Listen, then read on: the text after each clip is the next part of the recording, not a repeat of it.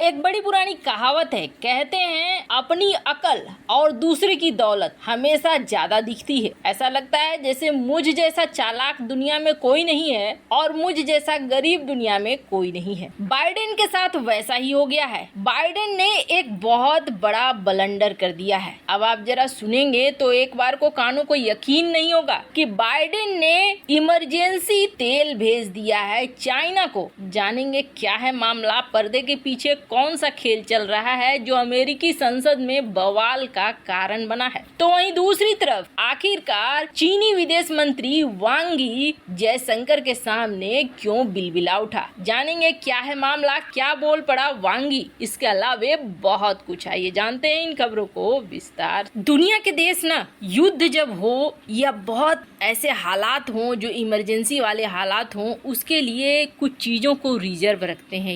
ये वो अमाउंट होता है जिसे ये खर्च नहीं करते हैं, जिसे कहा जाता है इमरजेंसी रिजर्व। इस इमरजेंसी रिजर्व के तौर पर कुछ पैसे रुपए रखे जाते हैं। तो तेल की एक बहुत बड़ी मात्रा रखी जाती है, अनाज की एक बहुत बड़ी मात्रा रखी जाती है, और भी कई ऐसे चीजें हैं जैसे दवाइयाँ हो गई या फिर हथियार ही क्यों न हो गए। आपने देखा होगा कई बार युद्धाभ्यास किया जाता है। युद्धाभ्यास में हथियारों को बर्बाद कर दिया जाता है। दरअसल जो हथियार युद्धाभ्यास में आपको बर्बाद होते हुए दिखते हैं, दरअसल उनकी एक्सपायरी होती है नजदीक। एक लिमिटेड भंडार हर देश बनाकर रखता है। अब ऐसा तो नहीं है कि तुरंत से युद्ध हो गया और 500 मिसाइलों की जरूरत है तो आप मिसाइलें बनाने बैठे हो। तो फैक्ट्रियां ऐसा करती हैं कि बना बनाकर एक रिजर्व रखा जाता है हर चीज का, और जब वो रिजर्व खत्म होने लगता है या बर्बादी के आसपास पहुंच जाता है, जैसे विपन्स की भी, हथियार, गोला बारूद, मिसाइलों की भी एक्सपायरी डेट होती। जब ये एक्सपायरी डेट के पास पहुंच जाते हैं तो इनका इस्तेमाल कर लिया जाता है और उसका इस्तेमाल करने के लिए युद्धाभ्यास में ही उन्हें खर्च कर दिया जाता है। ऐसे भी बर्बाद होना है, कम से कम युद्धाभ्यास तो हो जाए। ये चीजें चलती है, लेकिन जो एनर्जी का है रिजर्व, यानी कि तेल का रिजर्व, वो बर्बाद होने वाला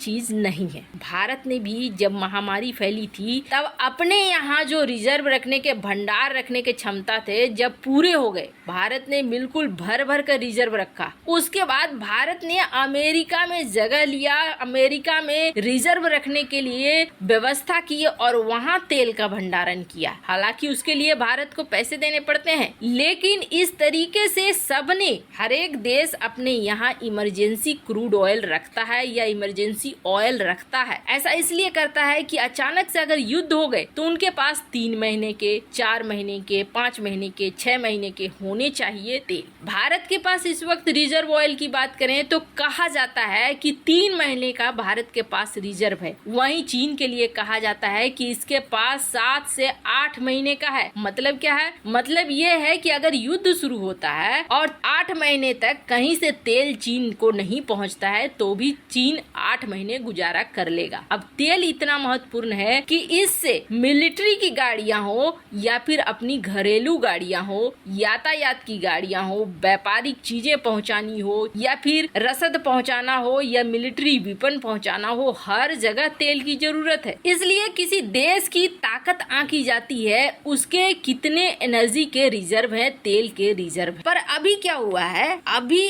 अचानक से जो खबरें निकल कर आ रही है वो ये कह रही है कि बाइडेन ने अपने इमरजेंसी वाले तेल भंडार से तेल निकाल कर चीन, यूरोप और एशियन देशों को भेजना शुरू कर दिया है। कहा जा रहा है कि 260 मिलियन बैरल को रिलीज करने का प्लान बनाया गया है और इसके अलावे कई मिलियन बैरल तो भेज भी दिया गया है। अब अमेरिकी संसद में इस चीज को लेकर जैसे ही बातें सामने आई, अमेरिकी संसद में बवाल मच गया। अब इन्हें खबर कैसे मिला? तो दरअसल बात यह है कि एक रिपब्लिकन लीडर है जिसने सीधे सीधे जो एनर्जी की संस्था है SPR, वहाँ पर इन्होंने लेटर लिखा और कहा कि हमें बताओ कि चीन को कितना तेल भेजा है, बाकी देशों को कितना तेल भेजा है। तब जाकर खबर निकल कर आई कि बाइडेन तो अपना खजाना खोल बैठे हैं, एशिया के लिए, यूरोप के लिए और चीन के लिए मिलियंस ऑफ बैरल पहुंच रहे हैं। अब यहाँ पर बवाल मच गया।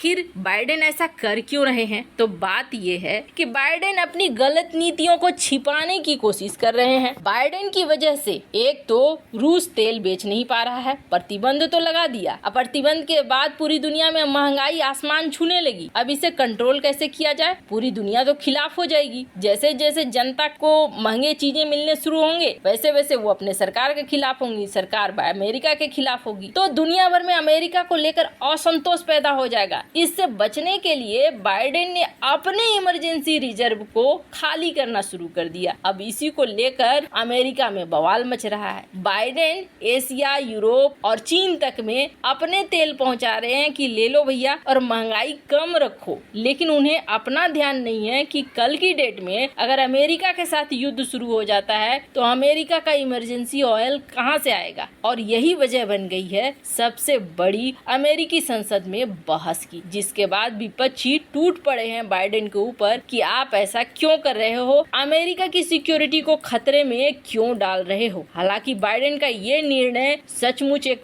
बहुत बड़ा ब्लंडर है, खास तौर पर ऐसे समय में जब चीन और रूस दोनों के साथ अमेरिका की दुश्मनी है और ऐसे हालात में कभी भी युद्ध हो सकते हैं। तब बाइडेन बहुत बड़ा रिस्क ले रहे हैं जो बहुत महंगा पड़ सकता है। खैर, अधजल गगरी छलकत जाए, आधा ज्ञान वाला इंसान ऐसा ही करता है। एक तरफ ये सब कुछ हो रहा है तो वहीं दूसरी तरफ डॉक्टर एस जयशंकर ने ये साबित कर दिया है कि जो झुकाना चाहता है वो झुका ही लेता है, चाहे आसमान ही क्यों न हो। हमने इस तरह की बोली कभी भी चीनी नेताओं से नहीं सुनी है जो हमने अभी सुनी है। दरअसल बाली में G20 की बैठक हो रही है और जैसा कि हमने बताया आपको, बाली की इस बैठक में एक के बाद एक कई विदेश मंत्रियों के साथ बायलैटरल मीटिंग की है डॉक्टर एस जयशंकर ने। डॉक्टर एस जयशंकर ने जहां अमेरिकी विदेश मंत्री ब्लिंकन से मुलाकात की तो वहीं रूसी विदेश मंत्री सरगई लावारोव से भी मुलाकात की। बिल्कुल सही सुना आपने,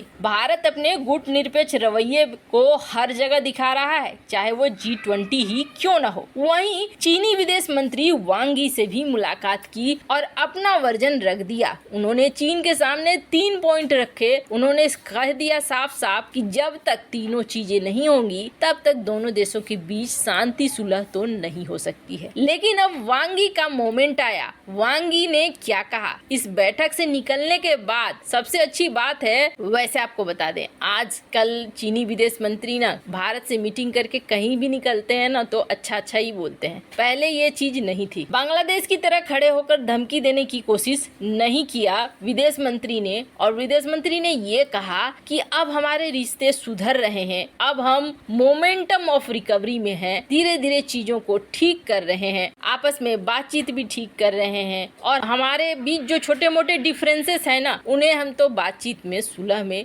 दूर कर लेंगे। वैसे आपको बता दें, एक तरफ चीनी विदेश मंत्री ये कह रहा था तो वहीं दूसरी तरफ ऐसी खबरें आ रही हैं कि सीमा पर चीनी फाइटर जेट उड़ रहे थे। वैसे आप बाइडेन के क्रियाकलापों से कितने सहमत हैं? कमेंट कर अपनी राय जरूर बताएं। जल्द मिलते हैं अगले वीडियो में नई खबर के साथ।